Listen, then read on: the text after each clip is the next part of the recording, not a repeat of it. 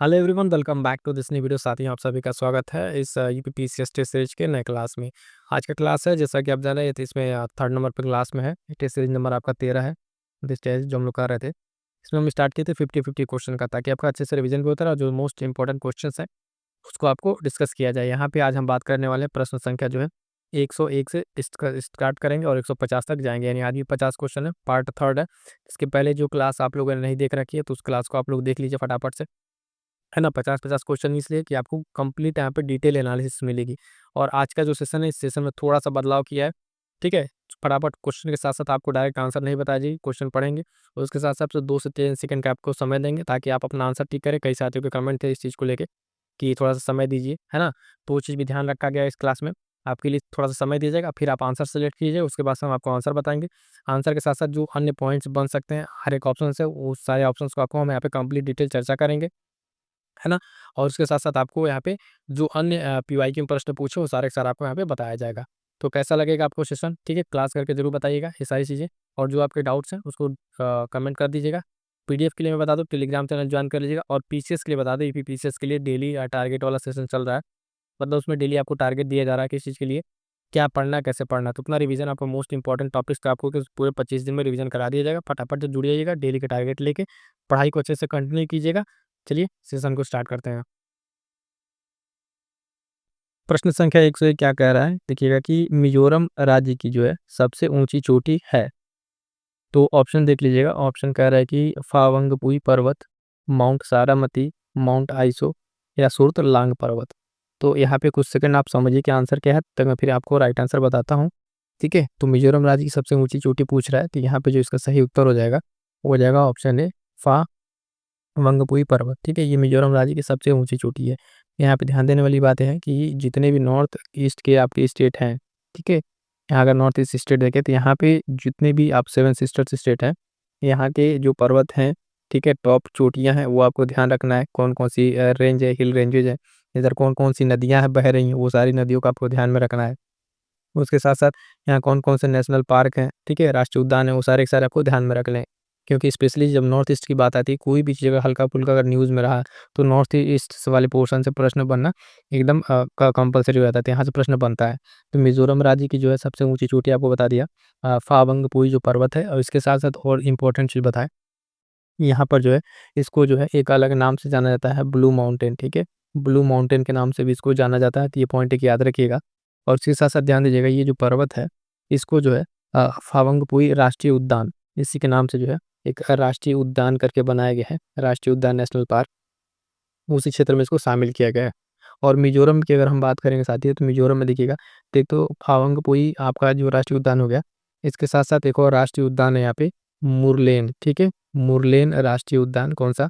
नाम ध्यान से सुनिएगा, मुरलेन राष्ट्रीय उद्यान जो है, ये 2 ही मात्र जो कि मिज़ोरम राज्य के आपको यहाँ पे राष्ट्रीय उद्यान देखने को मिलेंगे।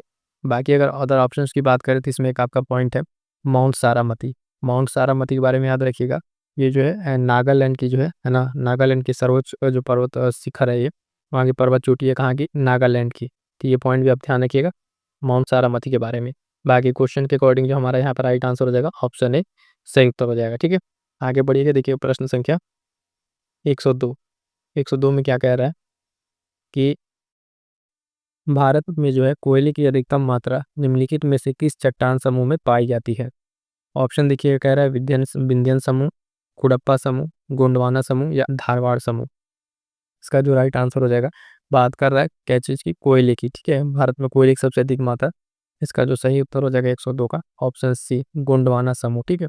गोंडवाना समूह में जो आप देखेंगे, भारत की जो कोयले की अधिकतम मात्रा है, इसमें किसमें? गोंडवाना समूह में पाई जाती है।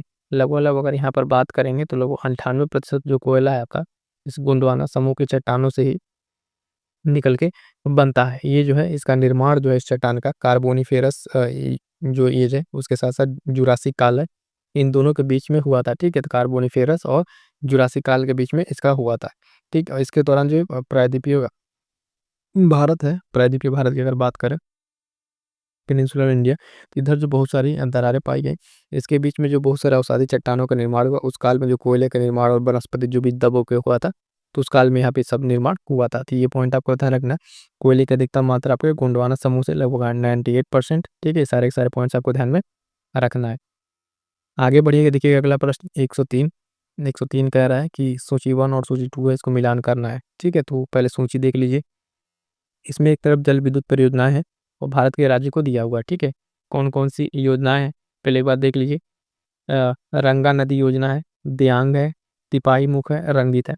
आपके ऑप्शन में नागालैंड, हिमाचल प्रदेश, सिक्किम या मणिपुर। तो एक बार आप थोड़ा सा कुछ सेकंड का समय लेके यहाँ पे देख लीजिए कौन किससे मिलान होगा इसका, फिर मैं इसका राइट आंसर आपको बताता हूँ। ठीक है, फिर इसका राइट आंसर बताता हूँ। ठीक है, क्लियर कर लिया। ऑप्शन एक बार देख लीजिए इसका। ऑप्शन इस तरीके से है, ऑप्शन आपको थोड़ा सा जूम आउट करते रहे। हाँ, यहाँ सब देखिए एक बार। तो ये कौन किस पे मिलेगा, इसको जो आपको आंसर लगाना आंसर लगाइए, फिर मैं इसका आंसर आपको बता रहा हूँ। ठीक है, तो चलिए अब मैं इसका एक करके आंसर बता रहा हूँ। तो रंगा नदी जो है आपका पड़ेगी किस राज्य में, तो रंगा नदी जो है आपका पड़ेगा अरुणाचल प्रदेश में। ठीक है, इसका हो जाएगा ए का सेकंड। ठीक है, उसके साथ साथ दोयांग की अगर बात करेंगे तो दोयांग आपका नागालैंड यानी बी का पहला, है ना। तिपाही मुख की अगर हम बात करेंगे साथियों तो ये देखिएगा मणिपुर, और रंगीत की अगर बात करेंगे तो ये हो जाएगा सिक्किम। किस हिसाब से अगर हम ऑप्शन देखेंगे तो ए का दूसरा, बी का पहला। ठीक है, इतना से लेके चलते हैं, ए का दूसरा, बी का पहला सेकेंगे, तो आपका ये ऑप्शन सी राइट आंसर हो जाएगा, और सी का चौथा, डी का तीसरा। ठीक है, ये आपका इंपॉर्टेंट पॉइंट्स रहेगा, ध्यान दीजिएगा। तो ये तो आपको क्लियर हो गया यहाँ से। उसके बाद से फिर ये हम बार बार कहते हैं इस तरह का मैच वाले प्रश्न में एबीसीडी कूट में क्या से और वो जरूरी नहीं है, आपको ये ध्यान रखना। जल विद्युत परियोजना है भारत के राज्य। ठीक है, तो ये आपका इसमें ध्यान, इसमें तिपाही मुख और ये उसके साथ दो और नाम बता रहे हैं, उसको ध्यान रखिएगा। एक धालेश्वरी, एक नाम नोट कीजिएगा। ठीक है, धालेश्वरी कौन सा, धालेश्वरी जो है नाम नोट कीजिएगा। ये जो आपका है ये भी जल विद्युत परियोजना है। कहाँ पर है ये, तो ये मिजोरम में है। कहाँ पर, मिजोरम में है। उसके साथ एक और बता दें, कोपिली, कौन सा, कोपिली। ठीक है, कोपिली एक जल विद्युत परियोजना, इसको जो है ये कोपिली है ये आपके असम में है। कहाँ पर है, असम में है। तो इस तरीके से आपके जो सारे इंपॉर्टेंट थे आपको एक जगह यहाँ पर हमने बता दिया है। ठीक है, आगे बढ़िएगा, देखेंगे नेक्स्ट प्रश्न को। अगला प्रश्न क्या कह रहा है, प्रश्न क्या है 104। ठीक है, एक 104 क्या कह रहा है कि जनगणना 2011 के अनुसार जो है देखिएगा, भारत में 10 लाख से अधिक आबादी वाले शहरों की संख्या बतानी है। मतलब एक तरह से ये फैक्ट पूछा हुआ है, ध्यान दीजिएगा, है ना, कि भारत में 10 लाख से अधिक वाले शहर कितने हैं। तो 52, 53, 54, 55, कितना क्लोज यहाँ पे ऑप्शन दिया हुआ है, तो इसका आपको राइट आंसर बताना है। प्रश्न संख्या जो है 104, इसका जो राइट उत्तर हो जाएगा साथियों, ध्यान दीजिएगा, ऑप्शन बी। ठीक है, 53। अभी जो कितने हैं, है ना, भारत में 10 लाख से अधिक आबादी वाले शहरों की संख्या जो है इसमें 53 है, ये आपको ध्यान रखनी है। और 2001 में जो ये संख्या थी आपकी 35 थी, यानी 2001 की जनगणना की अगर हम बात करेंगे तो उस टाइम कितनी थी, ये 35 थी। ठीक है, इसके बारे में ये सारी पॉइंट्स हैं, और कुछ अन्य पॉइंट्स अगर हम इसके बारे में बताएं आपको तो ध्यान दीजिएगा। शहरी आबादी जो है भारत की, है ना, शहरी आबादी जो देश की कुल आबादी का 31.6% है। ये पॉइंट भी ध्यान रखिएगा, शहरी आबादी कितनी प्रतिशत है, तो ये आपको ध्यान में रखना है। ठीक, उसके साथ साथ बात करेंगे अगले प्रश्न की। तो अगला प्रश्न देखिएगा क्या है, 105 नंबर पूछ रहा है कि कश्मीर जो घाटी है किसके बीच स्थित है। ठीक है, कश्मीर घाटी किसके बीच की स्थित है, ये पॉइंट आपको ध्यान में रखना है। पूछ रहा है प्रश्न का ऑप्शन देखिएगा पहले, कि बृहद हिमालय यानी ग्रेट हिमालय और मध्य हिमालय। बृहद हिमालय, पीर पंजाल श्रेणी, मध्य हिमालय और लघु हिमालय, या मध्य हिमालय और पीर पंजाल। आप इसका जो राइट उत्तर है टिक कीजिए, फिर मैं इसका आपको राइट आंसर बताता हूँ। ठीक है, तो प्रश्न संख्या 105 का जो सही उत्तर हो जाएगा साथियों, वो कौन सा हो जाएगा, ऑप्शन बी। ठीक है, बृहद हिमालय और पीर पंजाल श्रेणी के बीच में ये कश्मीर घाटी स्थित है। तो छोटा सा एक पॉइंट आपको ध्यान में रखना है, कश्मीर घाटी किसके बीच स्थित है, बृहद हिमालय और पीर पंजाल श्रेणी के बीच में ये स्थित है। ठीक है, इसके साथ साथ जो अन्य पॉइंट्स बताएं यहाँ पे, जो इसी पे इसी जगह पे वाल्टारो नाम सुना होगा, है ना, वाल्टोरो और सियाचिन, वाल्टोरो और सियाचिन, है ना, जो ग्लेशियर है, महत्वपूर्ण ग्लेशियर, वो इसी रीजन में स्थित है। और कश्मीर हिमालय जो है किसके लिए जाना जाता है, तो आप सभी जानते हैं करेवा के लिए। किसके लिए, करेवा जो मिट्टी है उसके लिए बहुत प्रसिद्ध है यहाँ पे करेवा की मिट्टी। और करेवा की मिट्टी में जो किस चीज़ की खेती की जाती है, तो वो जाफरान की खेती की जाती है। किसकी, जाफरान की खेती की जाती है। ठीक है, तो सबसे ज़्यादा इंपॉर्टेंट प्रश्न पूछा था, प्रसिद्ध जो करेवा की मिट्टी है कहाँ पाई जाती है, कश्मीर घाटी में, और ये किसके लिए प्रसिद्ध थी, आपको ध्यान में रखना है। एक दो पॉइंट और यहाँ से बता दे साथ ही नोट कर लीजिएगा। जैसे कि इस क्षेत्र में जो इंपॉर्टेंट दर्रे हैं, ठीक है, कौन कौन से दर्रे हैं, वो दर्रों का नाम याद रख लीजिए। जैसे जोजिला एक दर्रा है, कौन सा, जोजिला दर्रा। ठीक है, पीर पांजाल दर्रा है, पीर पांजाल दर्रा, है ना, वो किस रेंज में, बनकाल वाले रेंज में। उसके साथ-साथ जास्कर रेंज में अगर हम बात करेंगे तो फोटुला दर्रा, लद्दाख रेंज में देख लीजिएगा खारदुंगला दर्रा। ये जो सारे पॉइंट्स आपको हम बोल रहे हैं, ये पॉइंट सारे के सारे क्वेश्चन के फॉर्म में कहीं न कहीं एग्ज़ाम में पूछे हुए हैं। तो ये सारे पॉइंट्स को जितना बोले हैं, एक बार नोट ज़रूर कर लीजिएगा। अगर आपको आ रहा है तो बहुत अच्छी बात है, नहीं आ रहा है तो इसको नोट डाउन ज़रूर कर लीजिएगा। ठीक है? इसी तरीके से आपके जो शॉर्ट नोट्स भी बनते चले जाएँगे टेस्ट सीरीज़ से। टेस्ट सीरीज़ लगाने से ज़्यादा ज़रूरी ये है कि उसमें जो आपके प्रश्न गलत हो रहे हैं, जो ऑप्शंस हैं, नहीं आ रहा है, उसका एक पेज लीजिए और उस पेज पे आप क्या कीजिए, उसको शॉर्ट नोट्स के तौर पे नोट कर लीजिए। फिर अब मान लीजिए एक टेस्ट आप दोबारा रिवीजन करने आएँगे, तो पूरा अब आपको टेस्ट नहीं लगाना है, इसके जो पॉइंट्स हैं, जो आपको नहीं आ रहा है, वही पॉइंट्स आपको रिवीजन करना है। तो ये तरीका होता है टेस्ट सीरीज़ लगाने का और उसका जो है एनालिसिस करके उसका शॉर्ट नोट्स बना के, है ना, बाद में रिवीजन करने का, जो एग्ज़ाम टाइम में आपको हेल्प करेगा। अगला प्रश्न ध्यान दीजिएगा, प्रश्न संख्या 106 निम्नलिखित में से जो है चैनल अंडमान निकोबार से अलग करता है, ठीक है? कौन-सा चैनल जो है अंडमान को निकोबार से अलग करता है, कौन-सा? तो ऑप्शन ए पूछा हुआ क्वेश्चन है, देखिएगा ऑप्शन 10 डिग्री, 9 डिग्री, 8 डिग्री या 7 डिग्री। ये सारे के सारे डिग्री चैनल हैं, ये आपको ध्यान देना है, ठीक है? ये पूछ रहा है यहाँ पे कि कौन-सा अलग करता है, तो आप सभी को पता है इसका सही उत्तर हो जाएगा 10 डिग्री चैनल, ठीक है? प्रश्न संख्या 106 का जो सही उत्तर हो जाएगा 10 डिग्री चैनल जो है ये क्या करता है आपको, तो देखिएगा अंडमान को निकोबार द्वीप समूह से अलग करता है। बात करेंगे साथ ही अगर कुछ अन्य पॉइंट्स में जैसे कि यहाँ पे बात करेंगे 8 डिग्री की। तो पहले देख लीजिए 9 डिग्री देखिए, 9 डिग्री चैनल ये सारे के सारे महत्वपूर्ण चैनल हैं, यहीं पे आपको एक बार बता दे रहे हैं। 9 डिग्री चैनल को अगर आप देखेंगे, तो ये जो है मिनिकॉय, किसको? मिनिकॉय को अगर बात करें, मिनिकॉय को आपको अलग करता है किससे? लक्षद्वीप से, किसको? लक्षद्वीप समूह से अलग करता है, ठीक है? उसके साथ-साथ ध्यान दीजिएगा कौन-सा है? 8 डिग्री चैनल, तो 8 डिग्री चैनल की बात करें, ये मिनिकॉय को जो है किसको? मिनिकॉय को अलग करेगा किससे? मालदीव से, किससे? मालदीव से अलग करेगा, तो ये पॉइंट भी आपको इम्पोर्टेंट रहेगा, ध्यान दीजिएगा। उसके साथ-साथ एक पास है, दक्कन पास, कौन-सा? डंकन पास है, ठीक है? डंकन पास सुना होगा नाम। ये दक्षिण अंडमान को जो है, दक्षिण अंडमान को किससे अलग करता है? तो लिटिल अंडमान के बीच में, किसके? लिटिल अंडमान के बीच में। ये जो पॉइंट बोल रहे हैं, सारा का सारा क्वेश्चन के फॉर्म में पूछा हुआ है। एक ही जगह पे आपको रिवीजन हो जाएगा, तो ये पॉइंट आपको ध्यान रखना, ठीक है? एक और पॉइंट यहाँ पे सुन लीजिएगा, उसी के बीच में कोको जलडमरू मंडल, ठीक है? कौन-सा? कोको जो है जलडमरू मंडल, है ना? कोको स्टेट की बात करें तो ये म्यांमार और कोको द्वीप जो है ना? म्यांमार का जो कोको द्वीप है, कोको द्वीप उसके और उत्तरी अंडमान के बीच में ये स्थित है कोको चैनल, ठीक है? तो ये कोको वाला पॉइंट भी आपको ध्यान में रखना है, कोको स्ट्रेट, ठीक है? ये सारे के सारे पॉइंट्स आपको एक ही जगह से क्लियर हो जाने चाहिए। यहाँ से आपको देखिएगा, ये ऐसे पॉइंट्स हैं, यहाँ से प्रश्न परीक्षा में बनते ही बनते हैं, तो सारा का सारा क्लियर हो गया होगा। इसका जो सही उत्तर आपका 10 डिग्री था, बाकी अन्य हमने आपको एक्सप्लेन कर दिया है, ठीक है? बात करेंगे अगला प्रश्न की, देखिएगा प्रश्न संख्या 107 निम्नलिखित में से कौन-सा जो है दर्रा कनेक्टिंग स्थान सुमेलित है? इसमें कोई एक सुमेलित है ना? बाकी अपनी जगह पे थोड़ा-सा गलत दिया हुआ है। तो दर्रा दिया हुआ है, उसके कनेक्टिंग स्थान दिए हुए हैं। क्या दिए हुए हैं? कनेक्टिंग पॉइंट्स दिए हुए हैं, जैसे जोजिला की बात कर रहे हैं। यहाँ पे जो दिया हुआ है पहले सुनिए, फिर आप बताइएगा, मैं उसके बाद आंसर आपको बताता हूँ। जोजिला कह रहा है श्रीनगर से जम्मू, बनिहाल कह रहा है श्रीनगर से लेह, शिपकिला शिमला से तिब्बत और बारालाचा जो है मनाली से लेह। इसमें पूछ रहा है कौन-सा जो है एक सही है, ठीक है? कौन-सा सही सुमेलित है? तो आप बताइए इसमें कौन-सा सही सुमेलित है? तो इसका जो सही सुमेलित हो जाएगा प्रश्न संख्या 7 का ऑप्शन सी, शिपकिला वाला जो है शिमला तिब्बत से कनेक्टिंग वाला, है ना? ये सही है, बाकी तीनों गलत है। तो गलत है, क्यों गलत है उसको मैं फिर से आपको सही करके बता रहा हूँ। ये देखिएगा, जोजिला जो है श्रीनगर से जम्मू को नहीं, ये लेह को जोड़ेगा, किसको? लेह को जोड़ेगा। जोजिला जो है श्रीनगर से लेह को जोड़ेगा। उसके साथ-साथ कौन-सा है? बनिहाल। बनिहाल आपका क्या कर रहा है? श्रीनगर से लेह, ठीक है? तो ये बनिहाल जो है आपका श्रीनगर से लेह नहीं, ये जम्मू को जोड़ेगा, किसको? जम्मू को। यानी बेसिकली अगर देखें तो ये जो ऊपर वाला 2 ऑप्शन है, सही तो आपका सी है। ये यहाँ पे हो जाएगा जोजिला श्रीनगर से लेह और बनिहाल जो है श्रीनगर से जम्मू, ये दोनों आपस में इंटरचेंज था, इसलिए गलत है। बात करेंगे बारालाचा की, तो ये जो मनाली से लेह तक नहीं है, ये मंडी से लेह तक है। कहाँ से? मंडी अभी चर्चा में था, ये आपने इस जगह का नाम सुना ही होगा। तो बारालाचा जो है मंडी से कहाँ तक? लेह तक है, ठीक है? और मनाली से लेह तक क्या है? इसमें ऑप्शन में भी तो था मनाली से लेह, तो ये जो है आपका रोहतांग, ठीक है? कौन-सा? रोहतांग, रोहतांग दर्रा, ठीक है? तो इस तरीके से साथियों देखिएगा, एक प्रश्न में ही कितने सारे प्रश्नों को जो हमने आपसे कनेक्ट करके यहाँ पे बता दिया, ठीक है? कनेक्टिंग दर्रा, तो सही उत्तर आपका सी है, ये वाला सही है। बाकी हमने आपको बता दिया इसका ये होगा, इसका ये होगा और बारालाचा वाला भी बता दिया, सारे के सारे पॉइंट्स क्लियर हो गए होंगे। थोड़ा-सा ध्यान दीजिएगा कि जो इस तरह के पॉइंट्स बताए जा रहे हैं चैनल पे, जितनी सारी वीडियोज़ हैं एक बार विजिट करके जरूर देख लीजिएगा, आपके प्रीलिम्स में सीधे-सीधे प्रश्न मिलेंगे। और बूस्टर सीरीज नाम की एक सीरीज होगी, बूस्टर सीरीज, उसको आप मिस मत कीजिएगा।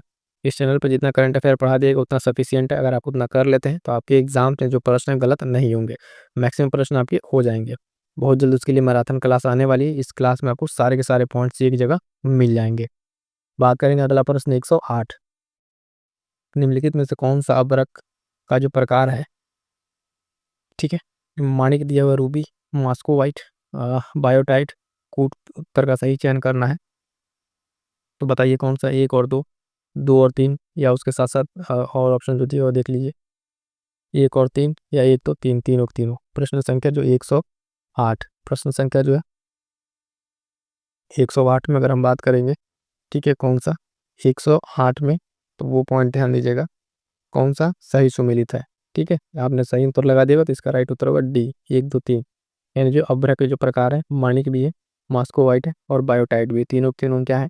तो आप देखिए तीनों अभ्रक के प्रकार हैं, ठीक है? रूबी जो माणिक अभ्रक है, ये आपका देखेंगे सफ़ेद अभ्रक है, कौन-सा? सफ़ेद अभ्रक है, व्हाइट वाला। उसके साथ-साथ जो मॉस्को व्हाइट अभ्रक है, ये आपका हल्का गुलाबी होता है, कैसा होता है? हल्का गुलाबी, ठीक है? उसके साथ-साथ बायोटाइट क्या है? ये काला या गहरे जो है, काले या गहरे रंग का ये अभ्रक है, कैसा है बायोटाइट? काले रंग का या गहरे रंग का ये अभ्रक है, ठीक? ये जो है अभ्रक का जो सबसे ज़्यादा भंडार है, एक पॉइंट और नोट कर लीजिएगा, इंपॉर्टेंट पॉइंट बता रहे हैं।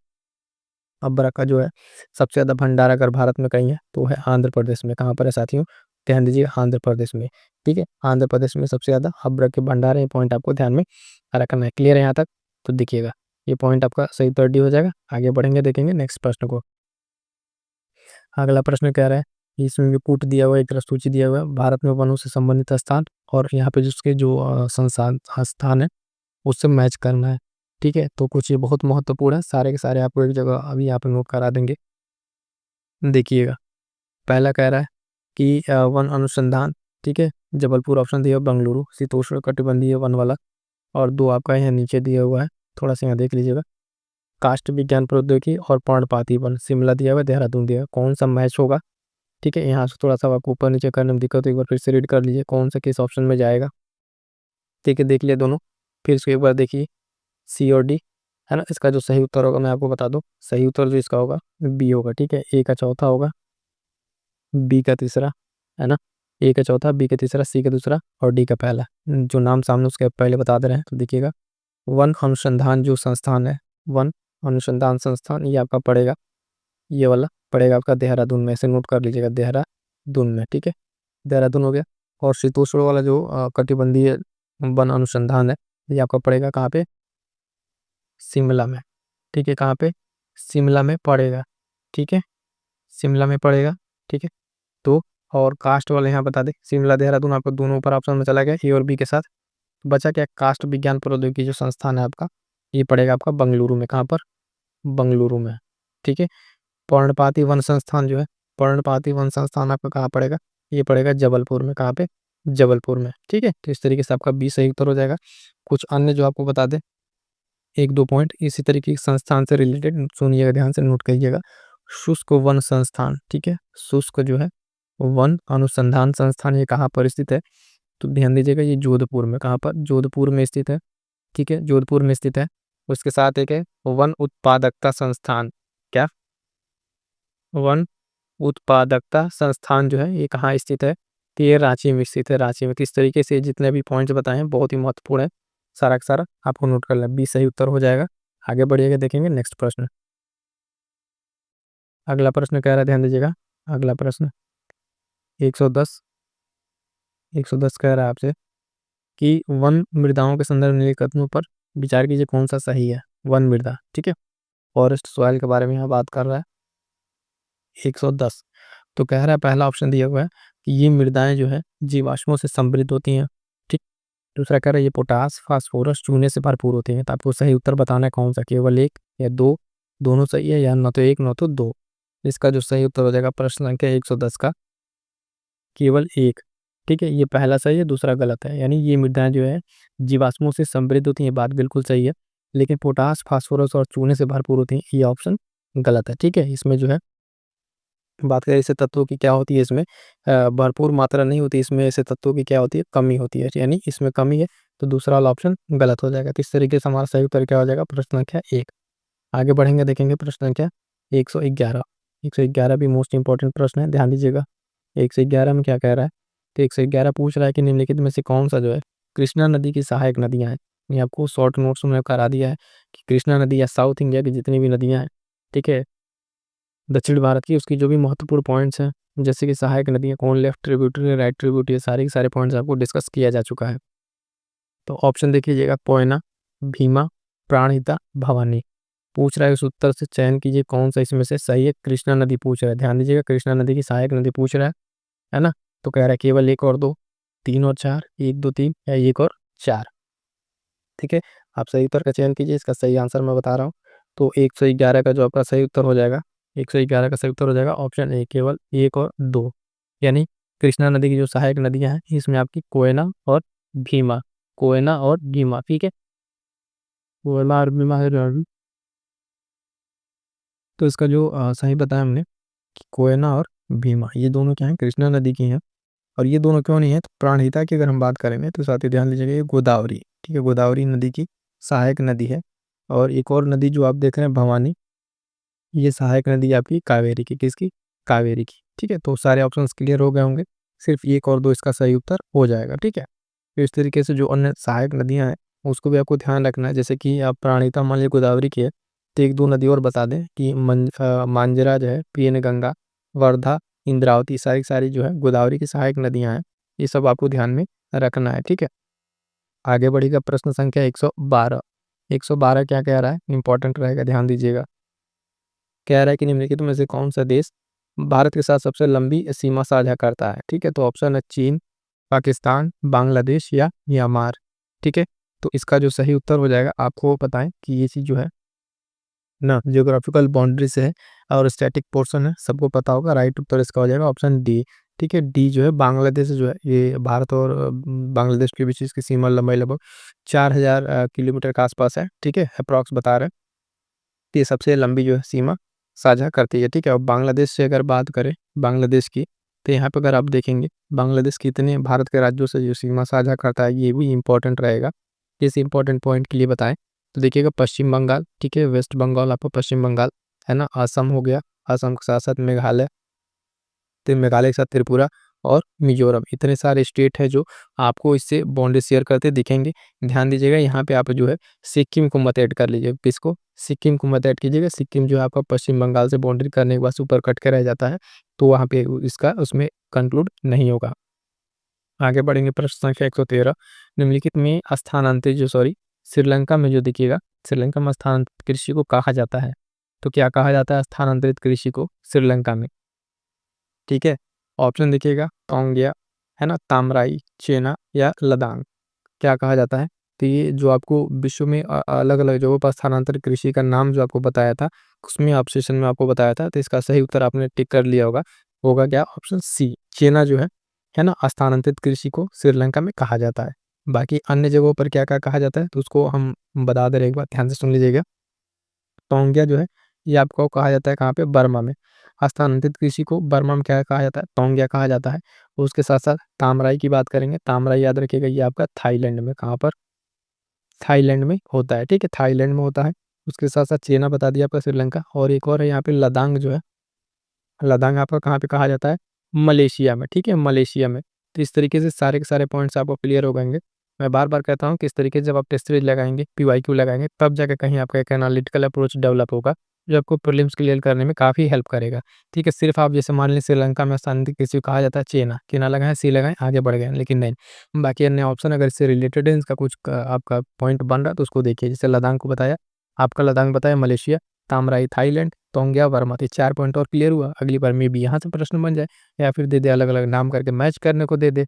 ठीक है, तो ये सारे पॉइंट्स भी आपको देखने पड़ते हैं। ठीक है, आगे बढ़िएगा, अगला प्रश्न देखिए, और देखिएगा ये चीज़ इंपॉर्टेंट बता दें, इंपॉर्टेंट कि डेली अभी पीसीएस के लिए टारगेट टेलीग्राम पर मिल रहा है। ठीक है, तो जो साथी अभी पढ़ाई को लेकर लापरवाही कर रहे हैं, वो फटाफट से वहाँ जुड़ जाइए। जितने टॉपिक्स दिए जा रहे हैं एक दिन के, आप उसको टारगेट को अचीव कीजिए। उसको अचीव करने के बाद से, आपको अचीव करने के बाद से, है ना, आपका सिलेबस धीरे धीरे कंप्लीट होगा। ठीक है, तो इस प्रश्न को देखिएगा, प्रश्न संख्या 114। 114 कह रहा है, भू प्रॉपर्टी की निम्नलिखित परतों में से किसे नीफे जो परत के रूप में जाना जाता है। नीफे परत की बात कर रहे हैं यहाँ पे, नीफे परत की बात करें पृथ्वी के कोर और बाकी अन्य हिस्सों में ये पाया जाता है। ठीक है, किस तरीके नीफे कोर मेंटल बनता है, तो ऑप्शन देखिएगा, कह रहा है भू प्रॉपर्टी, मेंटल, कोर या दुर्बलता मंडल। इसका जो सही उत्तर हो जाएगा यानी जो है आपका नीफे परत है ना, नीफे जो परत है ये आपका 114 का सही उत्तर हो जाएगा ऑप्शन सी। क्या हो जाएगा, ऑप्शन सी आपका सही हो जाएगा। कोर एरिया में जो है मुख्य रूप से जो कोर एरिया है इसमें आपका नीफे बनता है। ठीक है, निकल और लोहा आयरन मिलके ये बनता है कोर एरिया। ये पॉइंट आपको ध्यान में रखना है। जैसे कि भू प्रॉपर्टी की अगर बात करेंगे, ठीक है, तो जैसे पृथ्वी का जो पूरा मंडल बनता है, ठीक है, कोर, मेंटल और ये क्रस्ट करके जो बनता है अलग अलग किस लेयर में किस किस तरीके की चीज़ें हैं, ज्योग्राफी में आपने पढ़ रखा होगा। ठीक है, तो ये पॉइंट आपको ध्यान में रखना है। जैसे इसकी अगर बात करें इसमें, तो बताया जाता है कि बाह्य कोर जो है, इसका बाह्य कोर जो है तरल है और आंतरिक कोर क्या है वो कठोर है। ठीक है, कोर में भी 2 पॉइंट भी बनता है, बाह्य और आंतरिक, है ना, तो इस चीज़ को आपको ध्यान में रखना है। पृथ्वी के बाह्य कोर और आंतरिक कोर में पृथ्वी का जो कोर है वो डिवाइड होता है। ये सारे पॉइंट्स आपको ध्यान में रखना है। कोर एरिया आपका नीचे से संबंधित है। आगे बढ़ेंगे, देखेंगे अगला प्रश्न। अगला प्रश्न देखिएगा, निम्नलिखित में कौन सा जो है कह रहा है कि भारत के पवित्र उपवन राज्य सही ढंग से सुमेलित है। सही ढंग से सुमेलित की बात की जा रही है यहाँ पे, मतलब सही बताना है। पहला कह रहा है गुम्पा वन अरुणाचल प्रदेश, देव राय जो है झारखंड, गम खाप जो नागालैंड और गरम थन जो है त्रिपुरा। तो ये प्रश्न संख्या 115 है। आप इसका सही उत्तर बताइए। मैं फिर बताता हूँ कौन सा आपका सही है और बाकी गलत है तो क्यों गलत है। सही उत्तर आपका हो जाएगा जो है ऑप्शन ए। ठीक है, गुम्फा वन जो है आपका अरुणाचल प्रदेश में, ये बात आपकी बिल्कुल सही है। ठीक है, बाकी 3 आपके गलत हैं।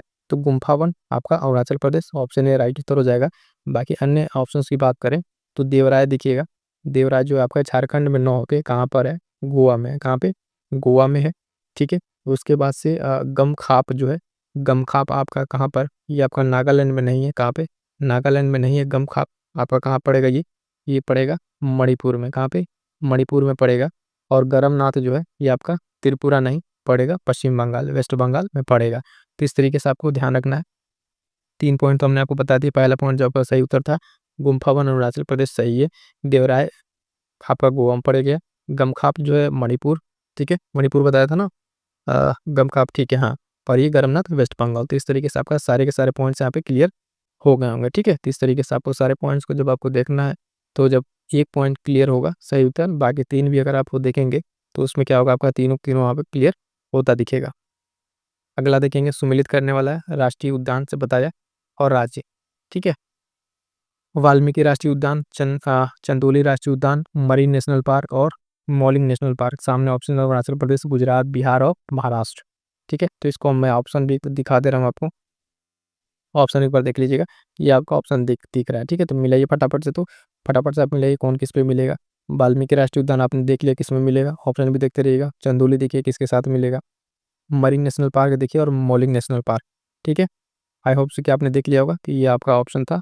ठीक है, ये ऊपर देख लीजिए कौन किस में मिलेगा, ए का किस पे जाएगा, बी किस पे जाएगा। थोड़ा समय दे रहा है, कई साथियों का कमेंट है कि थोड़ा समय दिया कीजिए टेस्ट सीरीज में जो बताते टाइम, तो थोड़ा समय ले लीजिए 5-10 सेकंड। क्लियर हो गया, चलिए अब बताते हैं। देखिएगा, वाल्मीकि राष्ट्रीय उद्यान आपका कहाँ पड़ेगा, ये पड़ेगा आपका जो है वाल्मीकि वाला आपका कहाँ पड़ेगा, बिहार में। ठीक है, ये है बिहार हो जाएगा इसका, यानी ए का तीसरा। चंदोली राष्ट्रीय उद्यान की बात करेंगे तो ये आपका कहाँ पड़ेगा, ये महाराष्ट्र में पड़ेगा, यानी ए का तीसरा, बी का चौथा। ठीक है, मरीन नेशनल पार्क की बात करेंगे तो इसकी मरीन नेशनल पार्क, तो ये आपका पड़ेगा कहाँ पे, गुजरात में पड़ेगा। और मॉलिंग नेशनल पार्क आपका कहाँ पड़ेगा, अरुणाचल प्रदेश में पड़ेगा, यानी ए का तीसरा, बी का चौथा। ठीक है, ए का तीसरा, बी का चौथा पहले देखें तो ऑप्शन में आ जाएंगे हम। जब देखेंगे ए का तीसरा, बी का चौथा, तो ये तो कट गया, ये भी कट गया। ए का तीसरा, बी का चौथा भी दोनों में सही है। सी डी वाला बताना था, तो मरीन आपका कहाँ पड़ रहा था, मरीन आपका चौथा, सी का चौथा।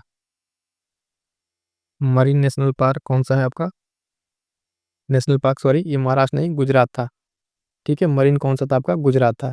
तो सी का दूसरा है, तो इस हिसाब से आपका सही उत्तर कौन सा हो जाएगा, बी वाला। सी का दूसरा ये वाला, ए का तीसरा, बी का चौथा, तो ये आपका सही उत्तर हो जाएगा। ठीक है, तो ये इतना इंपॉर्टेंट नहीं है, लेकिन ये चारों आपको पॉइंट ध्यान रखने कौन किस राज्य में, फिर से एक बार बता दें। वाल्मीकि आपका गुजरात, चंदौली आपका कौन सा पड़ा था, चंदौली महाराष्ट्र पड़ा था।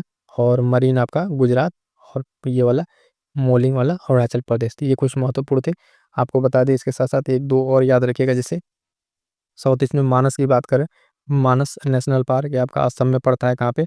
असम में पड़ता है। उसके साथ साथ एक और बता दें, जलदापारा, ठीक है। जलदापारा जो है, जलदापारा राष्ट्रीय उद्यान आपका पड़ेगा पश्चिम बंगाल, वेस्ट बंगाल में। ये पॉइंट भी आपको ध्यान में रखना है, ठीक है। तो यहाँ तक आई होप सो कि आपको सारे पॉइंट्स क्लियर होंगे। इसी तरीके से आपको जो है प्रश्नों को मिलान वाले को करना रहता है, ठीक है। अगला प्रश्न देखिएगा, प्रश्न संख्या 117। ये भी स्टेटमेंट वाला है और क्या कह रहा है इसमें ध्यान से पढ़िएगा। जैव विविधता के बारे में कह रहा है, उसके मापन जो है जैव विविधता के मापन के संदर्भ में निम्नलिखित कथनों में से कौन सा सही है। जो जैव विविधता आपने पढ़ रखा है, अल्फा जैव विविधता, बीटा, गामा, ये 3 तरह की जैव विविधता होती है। उन्हीं से संबंधित यहाँ पे आपको स्टेटमेंट दिया हुआ है। पहला कह रहा है, अल्फा विविधता को किसी विशेष पारिस्थितिकी तंत्र में प्रजातियों की संख्या की गणना करके मापा जाता है, ठीक है। पहला स्टेटमेंट हो गया। दूसरा पढ़िए कि गामा विविधता एक बृहद क्षेत्र में या क्षेत्र में कुल प्रजातियों की समृद्धि। नीचे कह रहा है जो कूट दिया हुआ है, सही उत्तर बताना है। इसमें बेसिकली बताना है कि दोनों सही है कि कोई एक सही है, ठीक है। तो ऑप्शन ए है, एक बी है ना, एक और दो और दोनों, या फिर दोनों नहीं। किस तरीके से ऑप्शन है, तो आप एक बार फिर से ध्यान से देख लीजिए ऑप्शन को, क्या दोनों सही है, कौन सा आपका बनेगा। यहाँ पे जो इसका सही उत्तर होगा, यहाँ पे दोनों दोनों ऑप्शन सही है, पहला भी सही है, दूसरा भी सही है। तो पहले आपको पहले बता दें, जिस हिसाब से इसका राइट आंसर क्या हो जाएगा, ऑप्शन सी जो है इसका सही उत्तर हो जाएगा। तो ये जो जैव विविधता है, इस संबंधित में मैंने आपको पहले ही बताया कि 3 तरह की होती है, अल्फा, बीटा और गामा। तो 2 तो अपने आप में सही दिया हुआ है, यानी जो अल्फा विविधता है, ठीक है, ये क्या है, ये किसी विशेष पारिस्थितिकी तंत्र में जो प्रजातियों की संख्या है उसकी गणना करके मापा जाता है। गामा विविधता की बात करेंगे तो बृहद क्षेत्र में ये कुल प्रजातियों की संख्या को, उसकी समृद्धि को बताता है। रही जो आपका एक बच गया कौन सा, तो बच जा रहा है आपका बीटा। तो बीटा वाले को ध्यान से सुनिएगा, बीटा विविधता क्या है कि जो 2 आसन्न पारिस्थितिकी तंत्र है, मतलब उनके बीच की जो विविधता है, और इस पारिस्थितिकी तंत्र के लिए है ना, जो प्रजातियों की संख्या की तुलना है उसको तुलनात्मक रूप से करके प्राप्त किया जाता है, ठीक है। तो ये हो जाती है आपकी बीटा वाला। क्लियर होगा दोनों स्टेटमेंट, और सी इसका सही उत्तर होगा। आगे बढ़िएगा, देखेंगे नेक्स्ट प्रश्न जो प्रश्न संख्या 118। 118 क्या कह रहा है, समुद्री पर्यावरण को मानवीय गतिविधियों से बचाने के लिए पहला वैश्विक अभिसमय था। यानी ये जो आपके लिए एक तरह के समझौते के बारे में पूछा गया है, कौन-सा समझौते में इस बारे में बात की गई थी। तो पर्यावरण और मानवीय गतिविधियाँ, ऑप्शन है स्टॉकहोम जो अभिसमय है ना, रॉटरडैम, बेसल या लंदन। 4 ऑप्शन है आपके सामने। थोड़ा-सा 2 सेकंड का समय लीजिए और देख के समझिए कौन-सा ऑप्शन आपका सही हो रहा है, ठीक है। सही उत्तर मैं अभी फिर बता रहा हूँ आपको। 118 का जो सही उत्तर हो जाएगा आपका ऑप्शन डी, लंदन अभिसमय, ठीक है। इसमें क्या बताया गया था, ये जो लंदन वाला हुआ था, इसमें अपशिष्ट और अन्य पदार्थों को जो डंपिंग है, उसके द्वारा, यानी जो आपका अपशिष्ट है, अन्य पदार्थ, उसकी डंपिंग के द्वारा जो समुद्र में प्रदूषण होती थी, उसकी रोकथाम के लिए इसको किया गया था 1972 में। कितने में? 1972 में इसको किया गया था, ये पॉइंट ध्यान रखिएगा, ठीक है। इसी को लंदन अभिसमय के नाम से जाना जाता है, और यही इस अभिसमय बताया गया कि समुद्री पर्यावरण से संबंधित गतिविधियों को बचाने के लिए। ये पहला इस तरीके का था, लंदन अभिसमय 1972, ठीक है। और उसमें क्या था, वही अपशिष्ट पदार्थ समुद्र में लाके डाले जाते थे, उन्हीं सब चीज़ों के लिए था। वर्तमान में अगर हम बात करेंगे साथ ही इस अभिसमय में, तो इसमें जो है 87 राष्ट्र, कितने 87 राष्ट्र जो हैं आपके इसमें देखिएगा, इसमें इसके पक्ष में इस चीज़ को लेके प्रभावी रूप से लागू कर रहे हैं, ठीक है। तो इस तरह से इसका सही उत्तर क्या हो जाएगा, ऑप्शन डी उत्तर हो जाएगा, ठीक है। आगे बढ़िएगा, देखिएगा अगला प्रश्न जो है, प्रश्न संख्या 119। 119 में क्या कह रहा है कि विश्व संरक्षण कांग्रेस किसके द्वारा आयोजित की जाती है। तो विश्व संरक्षण कांग्रेस किसके द्वारा आयोजित की जाती है, ऑप्शन देखिएगा। ऑप्शन कह रहा है कि प्रकृति के संरक्षण के लिए अंतर्राष्ट्रीय संघ, वर्ल्ड जो wild life fund for nature है ये। सी ऑप्शन है विश्व आर्थिक मंच। और की है जलवायु परिवर्तन पर जो है संयुक्त राष्ट्र फ्रेमवर्क जो अभिसमय है इसके द्वारा, ठीक है। तो इसका जो सही उत्तर हो जाएगा, आप एक बार फिर से देखिए ध्यान से कौन सा सही होगा। इसका जो सही उत्तर होगा बता दें, ऑप्शन ये सही होगा, ठीक है। 119 का पहला आंसर है, प्रकृति के जो संरक्षण के लिए अंतर्राष्ट्रीय संघ है, इसके द्वारा इसको आयोजित किया जाता है, ठीक है ना। तो इसके लिए जो अंतर्राष्ट्रीय संघ है उसके द्वारा इसको किया जाता है। इसका जो स्टार्टिंग हुआ था, आपको बता दें, स्टार्टिंग हुआ था 1948 में, ठीक है। 1948 में संयुक्त राज्य अमेरिका में इसकी स्टार्टिंग हुई थी। और वर्तमान में क्या काम करता है, तो जैव विविधता का जो संकट है उससे निपटने के लिए जो पूर्ण नीतिगत निर्णय लिए जाते हैं, उन निर्णयों पर ये काम करता है विश्व संरक्षण कांग्रेस, ठीक है। ये पॉइंट आपको क्लियर हो गया होगा। आगे बढ़िएगा, देखिएगा अगला प्रश्न जो है, प्रश्न संख्या 120 कह रहा है इटाई इटाई रोग किसके संदूषण के कारण होता है। यानी इटाई इटाई जो रोग है, प्रश्न संख्या 120 मोस्ट इंपॉर्टेंट लगा लीजिएगा, कई बार जो है ये परीक्षाओं में पूछा जा चुका है। ऑप्शन देखिएगा, पारा है ना, कैडमियम, सिलिकॉन या अमोनिया। इसका जो सही उत्तर हो जाएगा साथियों, आप बताइए कौन सा होता है। तो 120 का जो सही उत्तर हो जाएगा आपका ऑप्शन बी, कैडमियम। कैडमियम के द्वारा जो है आप देखेंगे, है ना, इटाई इटाई रोग, ठीक है, इटाई इटाई रोग वो जो होता है किसके द्वारा, कैडमियम के द्वारा आपका ये इटाई इटाई रोग होता है। ये पहली बार इसको जब रिपोर्ट किया गया था, मतलब देखा गया था लगभग 1965 में जो है ये जापान, कहाँ पे, जापान में जो है ये चीज़ देखी गई थी पहली बार इसको। और ये कैडमियम जो है इसी प्रदूषण से क्या होता है, इटाई इटाई रोग। ये इटाई इटाई रोग जो है आप देखेंगे इसमें क्या होता है इस रोग में, तो बेसिकली जो है हड्डियाँ हैं वो गंभीर रूप से उसमें दर्द होने लगता है। और ऑस्टियोमलेशिया की विशेषता के साथ साथ इसमें रीनल ट्यूबुलर एकर की बीमारी है उससे संबंधित ये इस तरह के रोग इसमें होने लगता है। ठीक है, तो हमें ध्यान देना था इटाई इटाई रोग, कैडमियम। ठीक है, अगला प्रश्न ध्यान दीजिएगा, प्रश्न संख्या 121। 121 क्या कह रहा है, भारत में जैव मंडल रिजर्व की संख्या है। सीधा सीधा एक फैक्ट वाला प्रश्न पूछा, प्रश्न संख्या 121। तो पूछ रहा है कितने जैव मंडल की इसमें बायोस्फीयर रिजर्व की संख्या है, 16, 17, 18 या 19। ठीक है, इसका सही उत्तर बता दें आपको साथियों, क्या होगा, ऑप्शन सी 18। भारत में जैव मंडल रिजर्व की जो संख्या है कितनी है, टोटल इसमें 18 है। ठीक है, और इसमें जो है यूनेस्को के कौन जो एमएबी मैप वाला प्रोग्राम वो भी इसमें सम्मिलित है। ठीक है, इसके साथ साथ बताया भारत सरकार ने इसमें 1986 से, आप ध्यान दीजिए 1986 से सब चीज़ों को लेके स्टार्ट किया था। और पूर्वोत्तर के राज्यों में अगर बात करें, है ना, पूर्वोत्तर के राज्यों में रख रखाव के जो बात की जा रही है या अन्य स्टेटों में, तो इसको रख रखाव का एक रेशियो होता है, एक 90-10 का आपको बताया था पहाड़ी इलाकों में, है ना, 60-40 का भी होता है। ये सब रेशियो है, उतना ध्यान नहीं रखना आपको, लेकिन बस ये ध्यान रखिए 18 है। और जैव मंडलीय जैव संख्या ये टोटल टोटल आपको ध्यान रखना है। ठीक है, आगे बढ़िएगा, अगला प्रश्न देखिए, प्रश्न संख्या 122। प्रश्न संख्या 122 फिर से पुट वाला है, थोड़ा सा इसको जूम आउट करते हैं, ध्यान से देखिएगा, पढ़िएगा। भारत के निम्नलिखित रामसर स्थलों में कौन उत्तर प्रदेश में स्थित है। तो आप उत्तर प्रदेश स्पेशल की जब बात होती है तो इसमें जो उत्तर प्रदेश के रामसर स्थल है, यूपी के रामसर स्थल, वो आपके लिए इंपॉर्टेंट हो जाते हैं। ठीक है, कह रहा है इसमें ऑप्शन देखिएगा, समन पक्षी अभ्यारण्य, कांजली झील, अनसुपा झील, सांडी पक्षी अभ्यारण्य। ये चार आपको दे दिया। अब यहाँ से देखिएगा कौन सा पुट सही है।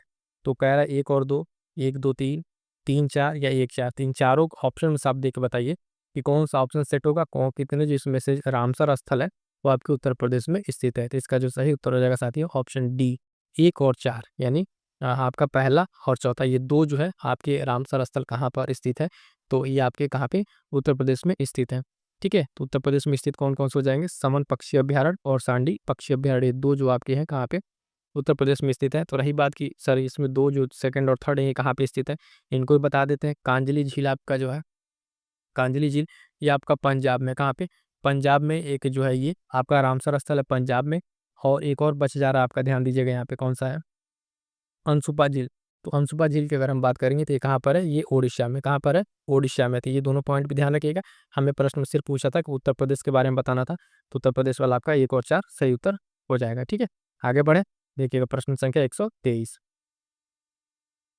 प्रश्न संख्या 123 क्या कह रहा है कि वैश्विक पर्यावरण सुविधा किसके द्वारा स्थापित की गई थी, क्या की गई थी, रियो शिखर सम्मेलन, ऑप्शन ए कानकुन शिखर सम्मेलन, पेरिस शिखर सम्मेलन या दोहा शिखर सम्मेलन। तो इसका जो सही उत्तर हो जाएगा, आप फिर से एक बार पढ़ लीजिए और ध्यान से देखिए, बताइए, 2 सेकंड का समय लीजिए और बताइएगा। तो 123 का जो सही उत्तर हो जाएगा आपका रियो शिखर सम्मेलन, ऑप्शन ए सही उत्तर हो जाएगा।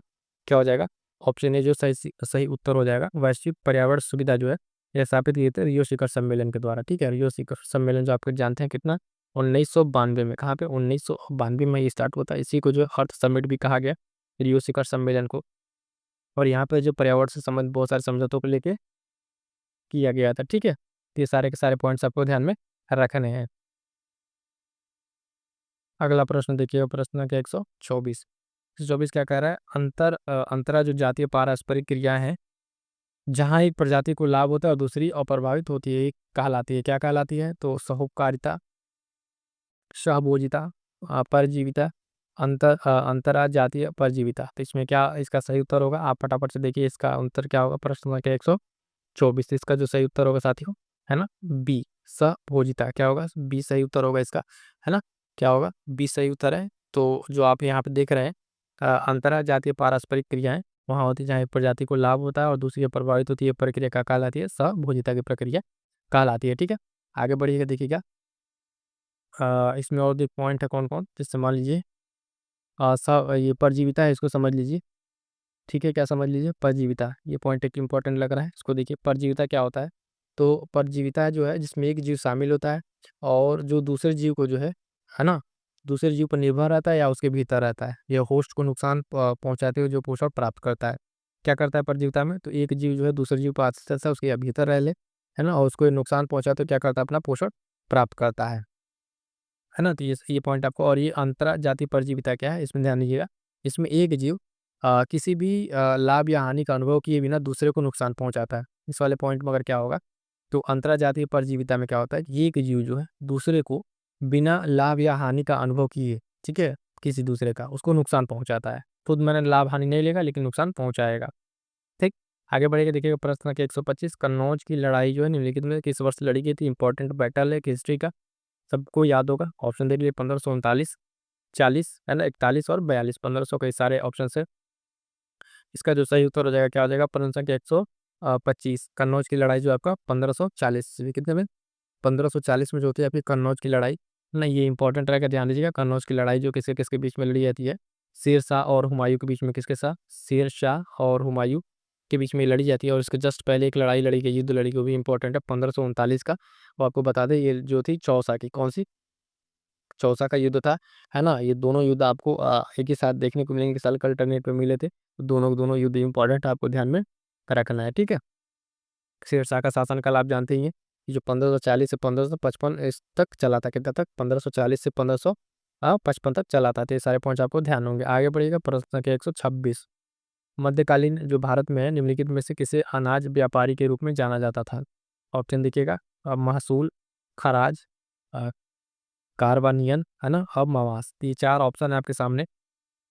और पूछा गया मध्यकालीन भारत में क्या अनाज व्यापारी को क्या कहा जाता था? तो अपना राइट आंसर फटाक से चुन लीजिए, फिर मैं आपका सही उत्तर बताता हूँ। तो 126 का जो है सही उत्तर क्या हो जाएगा आपका? सही उत्तर हो जाएगा ऑप्शन सी, ठीक है। कार्बानियन, ठीक है। कार्बानियन जो है आपका क्या है ये? तो अनाज व्यापारी है, ठीक है। क्या है? अनाज व्यापारी है। इसमें जो अन्य नाम दिए हुए हैं उन नामों को थोड़ा सा ध्यान से एक बार देख लीजिए। ऑप्शन सी तो आपका सही उत्तर यहाँ पर हो गया है। जैसे कि महसूल की बात कर रहा है, तो महसूल किसे कहते थे? कि ये अनुमानित आय है। क्या है? एक एक जो है अनुमानित क्या है? आय है, ठीक है, अनुमानित आय है। उसके बाद से एक और यहाँ पे ऑप्शन दिया हुआ है, क्या चीज़ का? ध्यान दीजिएगा, खराज। खराज क्या होता है? तो खराज के बारे में जानिए। ये जो है आपका भू राजस्व है। क्या है? भू राजस्व, एक तरह का भू राजस्व है, खराज। बात करेंगे मवास की, तो ये वो जगह है जहाँ पर जो एक तरह से विद्रोही क्षेत्र या गाँव है, जहाँ पर बल प्रयोग द्वारा क्या किया जाता है? वहाँ पर भू राजस्व वसूला जाता है। मतलब कोई रिबेलियन गाँव है, विद्रोही गाँव है, वहाँ से जो है बलपूर्वक अगर भू राजस्व वसूला जाता है, उसको क्या कहा जाता है? मवास कहा जाता है, ठीक है। तो ये सारे पॉइंट्स आपको ध्यान में रखने हैं। आगे बढ़िएगा, देखिएगा अगला प्रश्न, प्रश्न संख्या 127। 127 क्या कह रहा है कि अ, तारा जो तारामय योजना है निम्नलिखित में से किससे संबंधित है? तारामय योजना किससे संबंधित है? ये पॉइंट ध्यान दीजिएगा, होयसल कला, है ना, चोल कला, पाल कला या गंधार कला। 4 ऑप्शन है। फटाफट से आप अपना सही उत्तर सेलेक्ट कर लिए कि आपको कौन सा लगता है, ए, बी, सी, डी में कौन सा सही है। तो तारामय योजना जो है संबंधित है किससे? इसका सही उत्तर हम बता रहे हैं। 127 का आपका हो जाएगा ऑप्शन ए, होयसल कला। ऑप्शन ए सही उत्तर हो जाएगा आपका क्या? होयसल कला जो है इससे संबंधित है। ये यहाँ पे इंपॉर्टेंट रहेगा। यहाँ पे जो कई मंदिर बनवाए गए और पंचायतन शैली की जो क्रूज है इसी तरीके से यहाँ पे करके यहाँ पे बनाए गए थे। तो तारामय योजना इस शब्द के लिए प्रयोग होता है। ये क्या है? बेसिकली एक मंदिर का विस्तृत रूप है, ठीक है। विस्तृत रूप है, उसमें जो डिफरेंट तरीके की डिजाइनिंग है उससे लेके ये संबंधित है ना। इसका जो प्रमुख केंद्र रहा बेलूर और हैलेबीडु करके एक जगह है, ये सब इसके केंद्र है। और इसका जो काल रहा है 1050 से लेके कितना 1300 ईस्वी तक रहा है, ठीक है। तो सारा का सारा पॉइंट्स आपको क्लियर हो गया होगा, ठीक है। होयसल कला, तारामय योजना, ठीक है। आगे बढ़ते हैं, देखते हैं नेक्स्ट प्रश्न। अगला प्रश्न है प्रश्न संख्या 128। ध्यान दीजिएगा, निम्नलिखित में से किसे जहांगीर द्वारा नादिर अल जमान की उपाधि दी गई थी? किसको दी गई थी ये उपाधि? किसके द्वारा? जहांगीर के द्वारा। ऑप्शन अब्दुल समद, मीर सैयद अली, बसावन या अब्दुल हसन। 4 ऑप्शन आपके सामने है। इसका जो सही उत्तर है आप बताइएगा। फटाफट से सिलेक्ट कर लिया अपना सही उत्तर कौन सा होगा। तो इसका जो सही उत्तर होगा साथियों प्रश्न 128 का नादिर अल जमान। जब तक मैं आपको इस तरीके से बता रहा हूँ, ऑप्शन रीड कर रहा हूँ, तब तक आप ऑप्शन देख लीजिए और आप ऑप्शन को टिक कर लिया कीजिए। तो इसका जो सही उत्तर हो जाएगा ऑप्शन डी, अबुल हसन को। किसको? अबुल हसन को ये दिया गया था। ये जो जहांगीर के दरबार में एक तरीके से क्या थे? चित्रकार थे अबुल हसन। और इनको जो है इनकी उत्कृष्ट चित्रकला के लिए इसके द्वारा जहांगीर के द्वारा इनको एक उपाधि दी गई थी नादिर अल जमान की। नादिर अल जमान की उपाधि किसको दी गई? तो अबुल हसन को। ध्यान दीजिएगा, प्रश्न ऐसे भी यहाँ से पूछ सकता है कि अबुल हसन को जो है नादिर अल जमान की उपाधि किसने दी थी? तो वहाँ पे 4 ऑप्शन आपको दे देगा, जहांगीर, अकबर, हुमायूं या फिर एक और कोई ऑप्शन ऐसे करके आपको दे सकता है। तो ये पॉइंट आपको ध्यान में रखना है प्रश्न संख्या 128 के लिए, ठीक है। आगे बढ़िएगा, देखिएगा अगला प्रश्न हुआ प्रश्न संख्या 129। 129 क्या कह रहा है, तो देखिए खानवा की जो लड़ाई की किसके बीच लड़ी गई थी, तो इंपॉर्टेंट है, आप सभी जानते हैं खानवा की लड़ाई। तो बाबर और राणा सांगा, बाबर और मेदिनी राय, एमू अकबर, औरंगजेब और दारा सिकोह। तो इसका सही उत्तर हमें नहीं लगा कि आपको समय लगा होगा, सही उत्तर इसका क्या हो जाएगा, प्रश्न संख्या 129 का ए, बाबर और राणा सांगा के बीच में खानवा की लड़ाई हुई थी। ये पॉइंट आपको ध्यान रखना, कब 1527 में, कब 1527 में ये युद्ध लड़ा गया था बाबर और राणा सांगा के बीच में, ठीक है, खानवा की लड़ाई।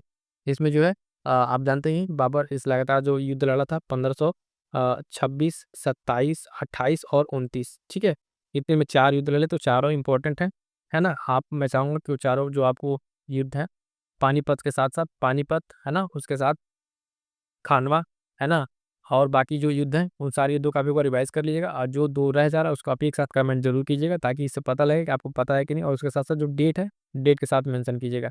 देखिएगा, कुछ चीज़ें ऐसा नहीं है कि यहाँ पे क्वेश्चन ऐसे आपको बोल दिया था, इससे ये होता है कुछ पॉइंट ऐसे जो आपको कमेंट करने के लिए कहा जाता है, ताकि अगर आप ये उनके लिए सबके लिए तो पहली बात तो रहती नहीं है, जो एक जेन्युइन स्टूडेंट है, सीरियस स्टूडेंट है, ठीक है, वो अपनी तैयारी कर रहे हैं, उनको ये होता है कि एटलीस्ट आप जब टाइप करते हैं, कुछ चीज़ लिखते हैं, ज़्यादातर समय आपका तो यहीं बीत रहा है, तो आप क्या कीजिए, एटलीस्ट उसको टाइप करेंगे तो 4 चीज़ें आपको रिवाइज़ होगी। नहीं आ रहा तो मैं कहता हूँ कि आप गूगल कीजिए, कमेंट किया, फिर रिवाइज़ कीजिए, फिर कीजिए, ताकि वो चीज़ आपके दिमाग में सेट हो जाए।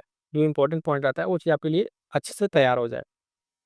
तो इसका सही उत्तर क्या हो जाएगा, ये होगा। आगे बढ़िएगा, प्रश्न संख्या 130। 130 क्या कह रहा है कि कठिन व्यायाम के बाद मांसपेशियों में दर्द किसके संचय के कारण होता है? यानी आप एक हार्ड एक्सरसाइज कर लें तो मांसपेशियों में जो दर्द होता है, किसके कारण होता है? एसिटिक अम्ल, लैक्टिक अम्ल, साइट्रिक अम्ल या एस्कॉर्बिक अम्ल? 4 ऑप्शन है, फटाफट से अपने आंसर को सिलेक्ट कीजिए, है ना? कौन-सा इसका सही उत्तर होगा? तो इसका जो सही उत्तर होगा ऑप्शन बी, ठीक है? लैक्टिक अम्ल क्या होता है? जो एक हार्ड एक्सरसाइज करने के बाद आप देखेंगे जो दर्द होता है मांसपेशियों में, लैक्टिक एसिड के कारण ये दर्द होता है, ठीक है? तो ये पॉइंट्स आपको ध्यान में रखना है, ठीक? आगे बढ़िएगा, देखिएगा अगला प्रश्न क्या कह रहा है। अगला प्रश्न कह रहा है कि निम्नलिखित में से कौन सा मच्छर मनुष्यों में डेंगू के लिए, किसके लिए, डेंगू के लिए उत्तरदायी है? ठीक है, मच्छर का नाम यहाँ पे देख लीजिए, क्यूलेक्स, है ना, Anopheles, Aedes aegypti, Asian tiger. 4 option है आपके सामने, कौन सा इसमें मनुष्यों में जो डेंगू के लिए उत्तरदायी है? प्रश्न संख्या 131 का जो सही उत्तर हो जाएगा option B, Aedes aegypti. Aedes जो इजिप्टी मच्छर है, एक छोटा और काले रंग का मच्छर होता है, ठीक है ना? इसको आप जानेंगे, छोटा और काले रंग का मच्छर होता है, और ये जो है मेनली आप देखें तो ह्यूमन्स को प्रभावित करता है। एडिस मच्छर डेंगू का जो ज्वर है उसके कारण बनने में एक वायरस को ये क्या करता है, प्रसारित करता है ना?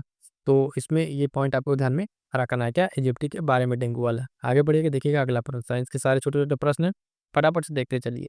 132 नंबर कह रहा है, भोजन को नीचे की ओर धकेलने के लिए ग्रासनली के संकुचन और विस्तार की प्रक्रिया को क्या कहा जाता है? जब हम भोजन लेते हैं तो उस टाइम जो है भोजन को नीचे ढकेलने के लिए जो संकुचन होता है और उस चीज़ का होता है, तो उसको क्या कहा जाता है? ऑप्शन देखने कह रहा है, अपच, चबाना, अवशोषण या क्रमाकुंचन, ठीक है, क्रमाकुंचन, ठीक है। सही उत्तर इसका क्या हो जाएगा साथियों? तो सही उत्तर इसका हो जाएगा ऑप्शन डी, क्रमाकुंचन। भोजन को जब आप इस प्रक्रिया से देखेंगे, नीचे ऊपर जो धकेला जाता है, तो उसमें संकोचन और विस्तार की प्रक्रिया को कहा जाता है क्रमाकुंचन। सही उत्तर डी इसका हो जाएगा, ठीक है। आगे बढ़िएगा, देखेंगे अगला प्रश्न, प्रश्न संख्या 133। 133 क्या कह रहा है, निम्नलिखित में से कौन-सा जो है मुक्त जैविक उर्वरक नहीं है? पूछ रहा है नहीं है, ऑप्शन पढ़िएगा फटाफट। एज़ोबैक्टर, है ना, क्लोस्ट्रिडियम, राइज़ोबियम और नोस्टॉक। इसमें कौन-सा नहीं है, यही हमसे पूछा हुआ है ना, जैव उर्वरक में कौन-सा नहीं है? तो ऑप्शन इसका क्या हो जाएगा? ऑप्शन हो जाएगा आपका सी, ठीक है। ऑप्शन सी, राइज़ोबियम जो है ये आपका इसमें से नहीं है ना, क्या है? ये जो है आपका राइज़ोबियम जो है, ये एक सहजीवी प्रक्रिया के नाइट्रोजन फिक्सेशन के लिए काम करता है। किसके लिए? राइज़ोबियम जो है नाइट्रोजन फिक्सेशन के लिए काम करता है, और ये इसमें इस तरीके के इसमें नहीं है। बाकी 3 जो आपके क्या है, जैव उर्वरक हैं, जैसे एज़ोबैक्टर, क्लोस्ट्रिडियम, नोस्टाक, ठीक है? राइज़ोबियम आपका इसका सही उत्तर हो जाएगा। आगे बढ़िएगा, देखिएगा अगला प्रश्न से मिलान करने वाला है। पोषक तत्वों की कमी दिया हुआ है और रोग के कारण दिया हुआ है, ठीक है? पूछ रहा है कि इसमें कौन-सा होगा, तो ध्यान दीजिएगा, फास्फोरस, मैग्नीज़, मैग्नीशियम, नाइट्रोजन। इनसे संबंधित कौन-सा रोग होगा इनकी कमी के कारण? तो मटर में मार्च का स्पॉट रोग, सिकल लीफ रोग, फूलगोभी में बट्टिंगनम, तंबाकू में सेट डाउन रोग।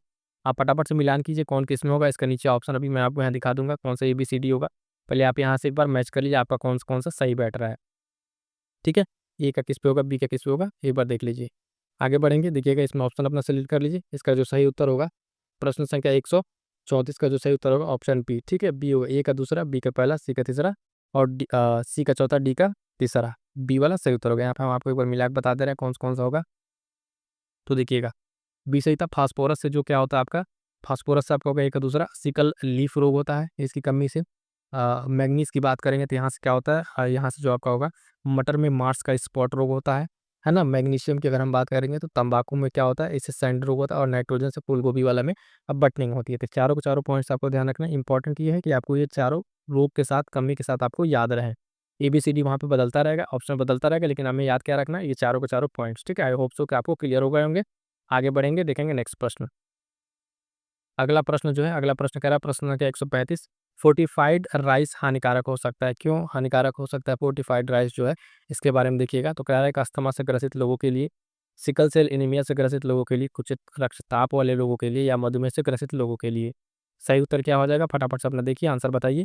इसका जो सही उत्तर होगा प्रश्न संख्या 135 का बी, सिकल सेल एनीमिया से ग्रसित रोगों जो लोग हैं उनके लिए क्या होगा, ये आपका ये फोर्टिफाइड राइस क्या होगा, हानिकारक होगा। ठीक है, ये चीज़ आपको क्लियर होगी फिर।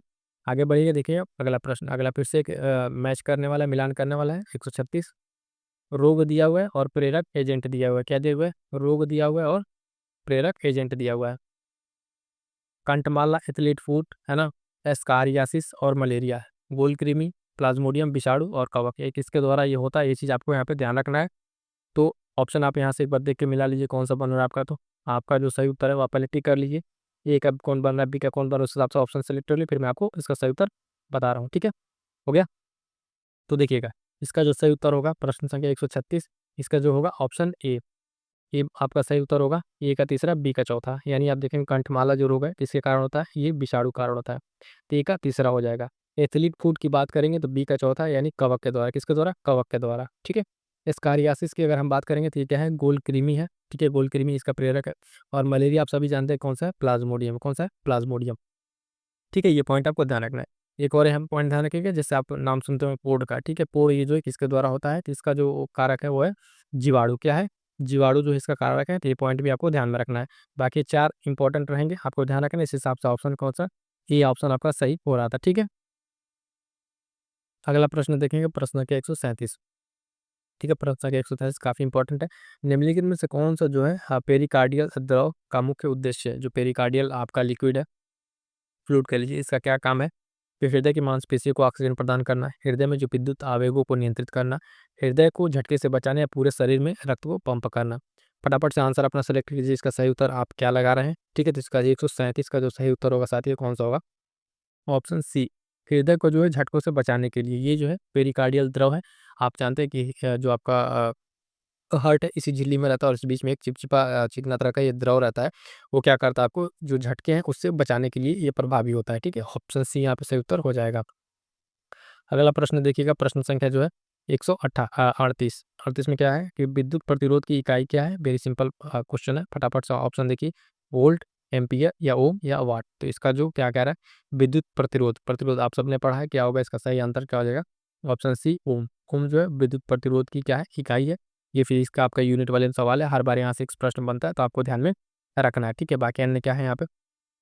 ठीक है, ये सारे पॉइंट्स आपको क्लियर होने चाहिए। अन्य भी जो यूनिट है वो आपको ध्यान में रखना है। 39 नंबर प्रश्न क्या कह रहा है, 39 निम्नलिखित में से कौन सी एक मूल जो है एसआई मात्रक है, क्षेत्रफल, लंबाई, आयतन या दूरी। तो इसका जो सही उत्तर हो जाएगा क्या हो जाएगा, फटाफट से अपना सेलेक्ट कीजिए। 139 का जो सही उत्तर हो जाएगा ऑप्शन बी, लंबाई। जो 7 यूनिट है, मूल राशियां हैं, उसके मूल यूनिट भी होते हैं, तो 7 यही आपके सही उत्तर होंगे। उन 7 में आपका क्या है, एक लंबाई, बाकी 3 उसमें नहीं आते हैं। ठीक है, आगे बढ़िएगा। अगला प्रश्न देखिएगा, प्रश्न के 140, प्रश्न के 140 क्या कह रहा है, किसी ध्वनि की प्रबलता एवं जो मृदुता किसके द्वारा निर्धारित होती है। पिच के द्वारा, आवृत्ति, आयाम या तरंग दैर्घ्य। ABCD ऑप्शन है, फटाफट से उत्तर देखिएगा कौन सा आपका सही उत्तर बन रहा है, कौन सा आपका सही उत्तर बन रहा है, ये चीज़ आपको ध्यान में रखना है। ठीक है, प्रश्न संख्या 140 जो है इसका सही उत्तर क्या हो जाएगा, तो देख लीजिएगा 140 का ऑप्शन डी, तरंग दैर्घ्य। ठीक है, ध्वनि की जो प्रबलता मृदुता किस पर निर्भर करती है, उसके तरंग दैर्घ्य पे निर्भर करेगी। किस पे, तरंग दैर्घ्य पर निर्भर करती है। ये पॉइंट आपको ध्यान में रखना है। ठीक, आगे बढ़ेंगे, देखेंगे अगला प्रश्न जो है, प्रश्न संख्या 141 कह रहा है, 141 कि हीरे की चमक जो है किसका परिणाम है। हीरे की चमक किसका परिणाम है, परावर्तन, अपवर्तन, प्रकीर्णन या पूर्ण आंतरिक परिवर्तन। तो ये एग्जाम्पल के तौर पे पूछा था, कई बार पीवाईक्यू के प्रश्न है, आपको बताया जा चुका है। फटाफट से ऑप्शन सेलेक्ट कीजिए, हीरे की चमक, जो कि इसका परिणाम है, तो आप जानेंगे ऑप्शन डी, पूर्ण आंतरिक परावर्तन का ये क्या है, ये एक उदाहरण है। ये पॉइंट आपको ध्यान में रखना है, ठीक है। और ये जो हीरा है, आप जानते हैं इसको जो है सबसे कठोर पदार्थों में से एक इसको जाना जाता है। 142 नंबर क्या कह रहा है, ध्यान दीजिएगा कि किसी तार के अनुप्रस्थ काट का क्षेत्रफल कम कर दिया जाए, तब तार के प्रतिरोध में क्या होगा? क्या होगा? कमी होगी, वृद्धि, नियत रहेगा या शून्य रहेगा?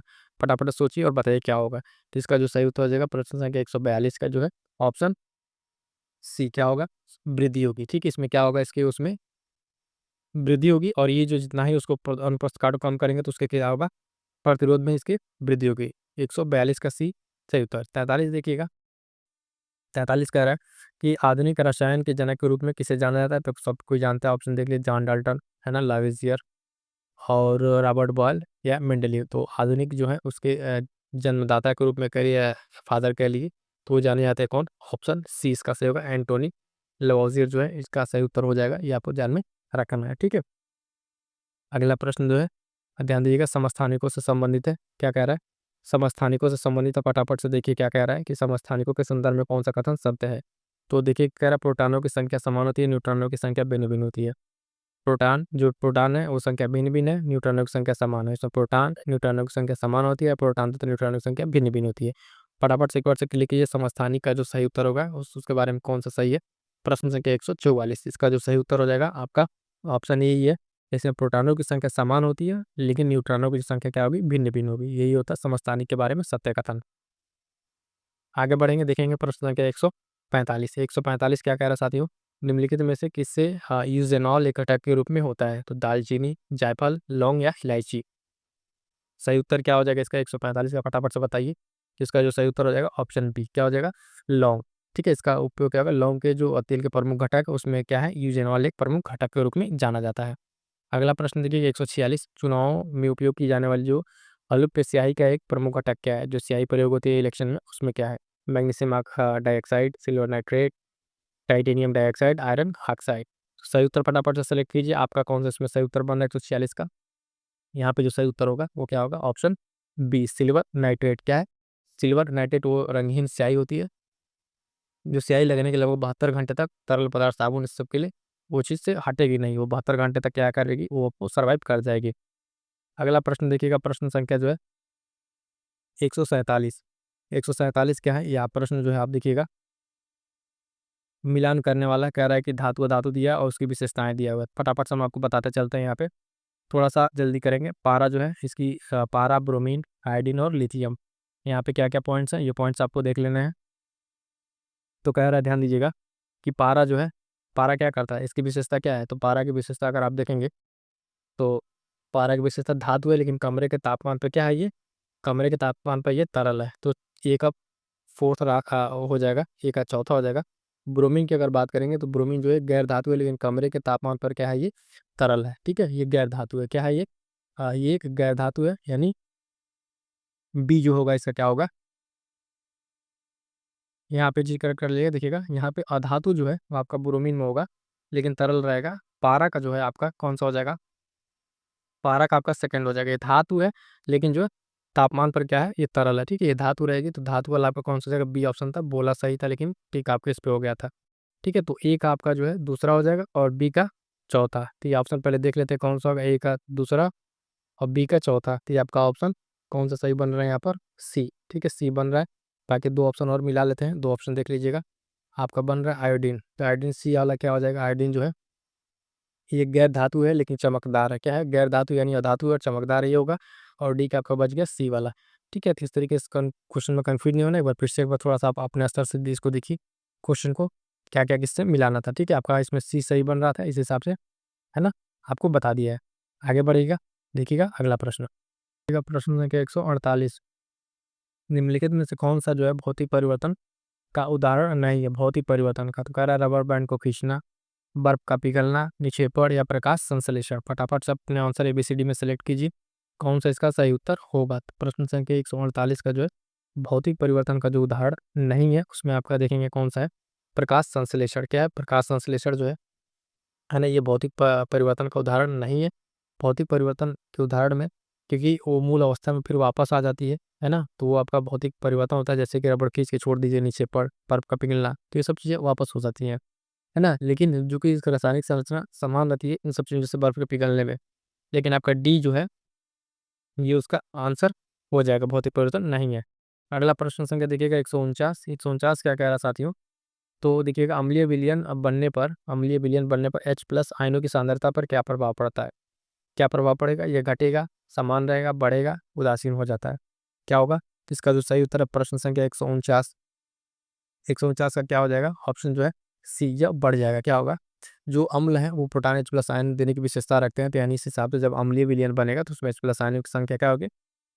बटा 20 से क्या होगी? बढ़ जाएगी। ठीक है, तो ये पॉइंट्स आपको ध्यान में रखने हैं। ठीक है, स्ट्रॉन्ग अगर हम बात करें प्रबल अम्ल की, तो उसमें HCl, ठीक है, Cl, H2SO, ये सब नाम आते हैं, है ना? दुर्बल अम्ल की बात करें तो एसिटिक एसिड वगैरह नाम आपने सुना होगा। ये उदाहरण आपको ध्यान में रखने हैं। अगला प्रश्न इंपॉर्टेंट है, इस तरह के प्रश्न कई बार पूछा है तो परीक्षा मोस्ट इंपॉर्टेंट लगाइएगा। कह रहा है कि प्राकृतिक स्रोतों में अम्ल दिया हुआ है, इसके मिलान करना है। थोड़ा सा जूम आउट कर देते हैं, ध्यान से देखिएगा। तो देखिएगा, टमाटर दिया हुआ है, अंगूर, बिछुआ बूटी, संतरा, साइट्रिक अम्ल, ऑक्जेलिक अम्ल, टार्टरिक अम्ल या मेथेनोइक अम्ल। तो इसमें आपको बताना है कौन किससे मैच होगा। ऑप्शन देख लीजिए, आपका कौन सा ऑप्शन सेट बेटर है। टमाटर से मिला लीजिए, ए किस पे जाएगा, बी किस पे जाएगा, उस हिसाब से अपने आप ऑप्शन को देख लीजिए। ठीक है, चलिए हम बताते हैं इसका सही उत्तर क्या है। 150 का जो सही उत्तर होगा ऑप्शन ए होगा, सही उत्तर होगा ये। इसमें देखिएगा, टमाटर जो आपके दूसरे पे जाएगा ऑक्जेलिक अम्ल, है ना? अंगूर आपका क्या होगा? अंगूर का आपका टार्टेरिक अम्ल, ठीक है, अंगूर का टार्टेरिक अम्ल होगा। अब बिछुआ बूटी जो है ये आपका चौथा जगह मेथनोइक अम्ल, और संतरा आपका क्या हो जाएगा? साइट्रिक अम्ल, खट्टा वाला। ठीक है, साइट्रिक अम्ल। तो ये 4 अम्ल हैं, बहुत ही महत्वपूर्ण है, आपको ध्यान रखने हैं। ठीक है, क्या करने हैं आपको ध्यान रखने हैं, ये प्रश्न आपके लिए इंपॉर्टेंट रहेगा, है ना? कुछ अन्य एसिड का नाम हम आपके लिए बोल रहे हैं, उसको ध्यान से सुनिएगा जरा। तो अन्य एसिड जिसे आप टमाटर में पा गए, कौन सा? ऑक्जेलिक अम्ल मिलता है, अंगूर में जान गया टार्टरिक अम्ल, है ना? जो बिछुआ बूटी है उसमें मेथनोइक अम्ल, संतरा में साइट्रिक अम्ल। इस हिसाब से कुछ और आपके लिए बोल रहे हैं, उसको ध्यान से सुनिएगा। जैसे एक है फार्मिक एसिड, ये आपको किसमें मिलेगा? चींटी का डंक, किसमें? चींटी का जो डंक होता है उसमें क्या आपको मिलेगा? फार्मिक एसिड ही मिलेगा, है ना? साइट्रिक आप जानिए, जैसे संतरा में मिल रहा है उस हिसाब से नींबू, अन्य जो खट्टे फल है उसमें क्या मिलेगा? खट्टे फलों में आपको मिलेगा साइट्रिक अम्ल, जैसे नींबू भी आप साथ साथ एग्जाम्पल ध्यान में रख लीजिएगा। उसके साथ साथ बताएं तो ऑक्जेलिक एसिड आप देख लिए, पालक हो गया। लैक्टिक एसिड एक ध्यान रखिएगा, कौन सा?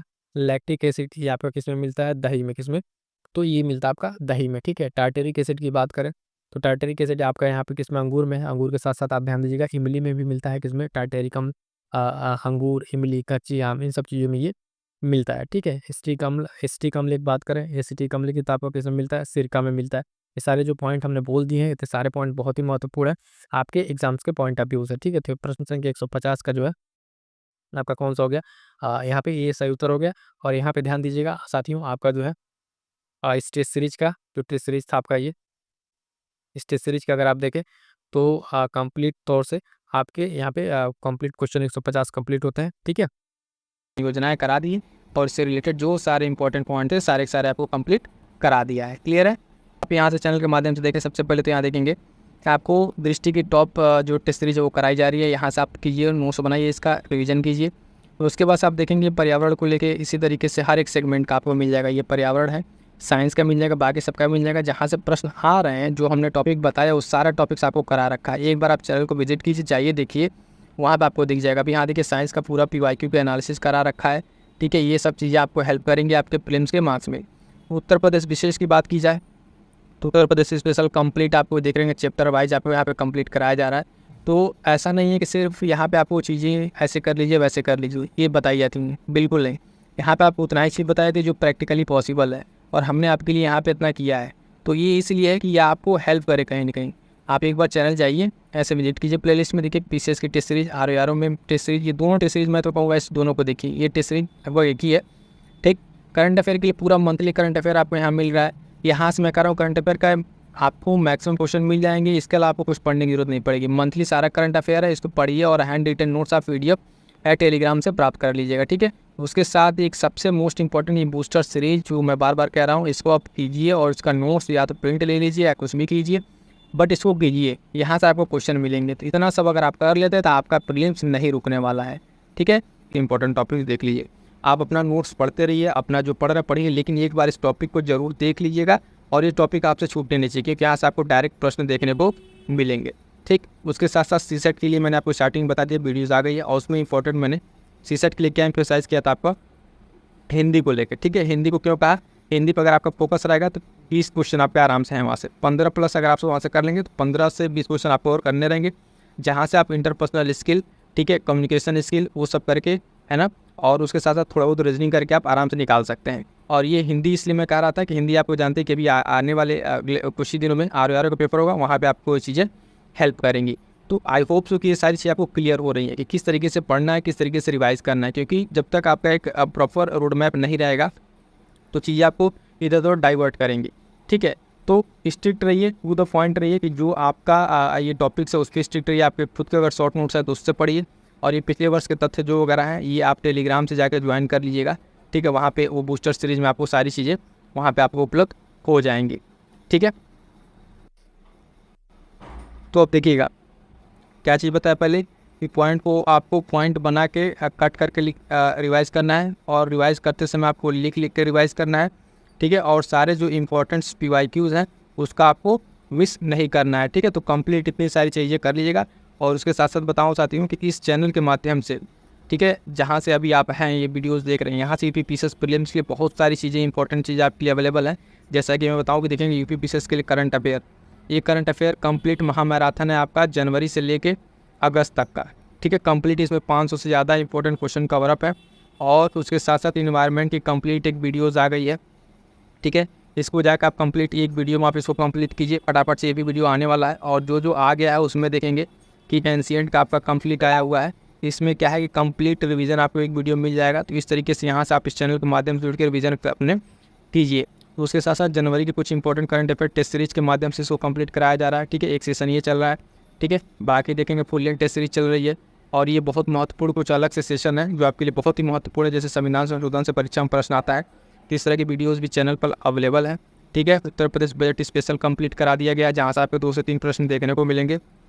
मोस्ट इंपॉर्टेंट डिसीजन होने वाला है, और एक बहुत ही इंपॉर्टेंट वीडियो आने वाली सरकारी योजनाओं को लेकर। ठीक है, तो ये सब सारी चीज़ें रहेंगी, फटाफट से आप जुड़ जाइए और यहाँ से जुड़िए। उसके साथ साथ आप देखेंगे PDF के लिए क्या कीजिए, टेलीग्राम से जुड़िए, यहाँ से चीज़ें आपको अपडेट मिलती रहेंगी, और इतनी सब चीज़ों को अपने साथ कीजिए। और अंततः मैं एक चीज़ कहना चाहूँगा, अपनी तैयारी पर विश्वास रखिए, आपने जो पढ़ा है वहीं से चीज़ें आएंगी। ठीक है, रिवाइज़ करते रहिएगा। ठीक है, रिवाइज़ करते रहिएगा, बार बार चीज़ों को पढ़िए, रिवाइज़ कीजिए, जो चीज़ छूट गया उसको छोड़िए, बाकी जितना पढ़ा उसको रिवाइज़ कीजिए, अच्छे से तैयार कीजिए, और सीसेट पे खास कर ध्यान रखिएगा। मिलते हैं किसी नेक्स्ट वीडियो में, तब तक के लिए थैंक यू सो मच।